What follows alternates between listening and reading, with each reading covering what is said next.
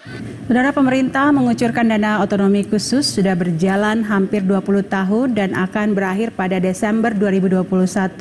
Meski mendapat beragam tanggapan dari masyarakat, namun dana Otsus Papua memiliki dampak positif dan ada beberapa catatan untuk dievaluasi. Ya, sejauh mana dana Otsus bagi masyarakat dan evaluasi Otsus cegah kebocoran, kita akan berdiskusi dengan Ketua DPRD Tolikara Papua, Bapak Sony Wanimo.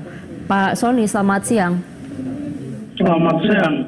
Baik, Pak Sony, bagaimana pihak DPRD Tolikara Papua menyikapi adanya wacana penghapusan dana Otsus?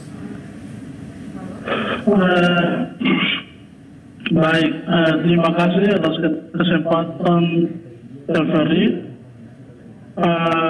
bahwa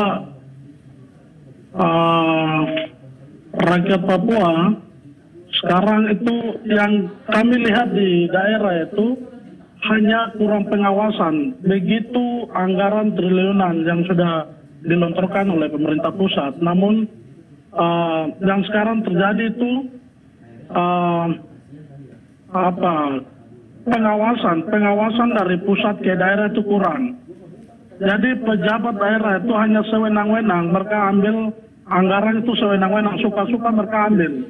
Sehingga rakyat itu tidak menyentuh sampai rakyat anggaran besar itu. Sebab itu rakyat sering ini dan itu dan segala macam protes kepada otonomi khusus harus ditolak, itu satu hal yang terjadi fungsi pengawasan. Itu yang kami lihat. Dan yang berikut, otonomi khusus lahir itu pada saat tim 100 waktu itu dipimpin oleh Teiseloai dan tim 100 ke Jakarta untuk minta merdeka. Baru otonomi khusus lahir. Dan sekarang otonomi khusus berakhir ini, pemerintah pusat harus perhatikan hak-hak politik orang asli Papua. Dan yang berikut adalah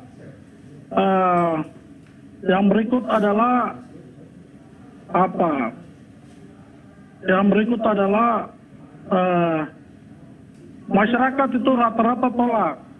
Ini realita yang ada di lapangan. Rakyat Papua, Otsus itu ditolak karena mereka lihat tidak ada dampak positif bagi orang asli Papua itu. Baik. Ya, Pak Sony, pemerintah sendiri tetap akan mengucurkan dana otonomi khusus Papua dan Papua Barat, namun akan dievaluasi untuk mencegah kebocoran. Hal-hal apa yang harus dievaluasi dalam hal ini dan juga melihat output atau dampak positif bagi pembangunan di Papua, khususnya di Tolikara? Itu yang kami lihat, yang saya menggarisbawahi lagi, fungsi pengawasan itu kurang. Jadi pemerintah pusat itu takut untuk mengaudit anggaran yang kirim besar-besar di daerah masing-masing, terutama di Kabupaten Tolikara.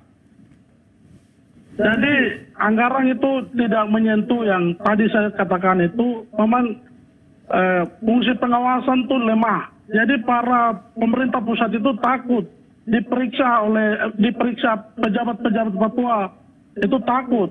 Kenapa takut? Tidak tahu. Itu persoalan tuh yang sering terjadi sekarang di sini. Dan otonomi khusus lanjut itu kewajiban negara. Setelah integrasi Papua ke Indonesia dari tahun 1969 itu kewajiban negara. Terus sambil otonomi khusus jalan atau tidak, kami ikuti proses ke depan. Tetapi yang salah satu sekarang pelanggaran HAM itu belum selesai.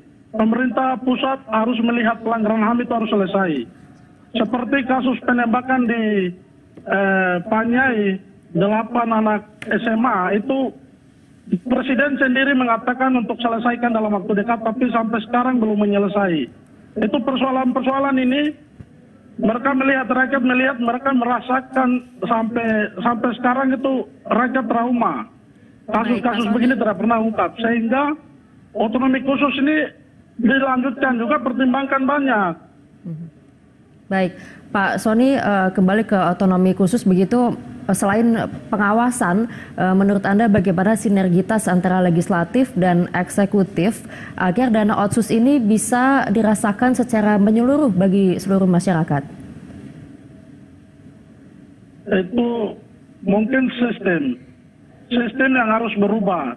Cara untuk alokasi anggaran ke daerah, ke pedesaan di daerah pelosok-pelosok itu sistemnya harus berubah.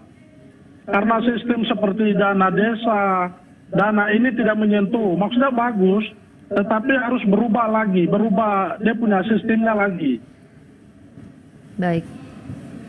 Baik, terima kasih Pak Sony Wanimo, Ketua DPRD Tolikara Papua sudah berbagi informasi bersama kami di Klik Indonesia Siang. Selamat siang Pak Sony. Terima kasih, selamat siang, TVRI Nasional, Jakarta. Saudara, usaha jeda kami akan kembali dengan sejumlah informasi lainnya. Tetaplah bersama kami di Klik Indonesia Siang.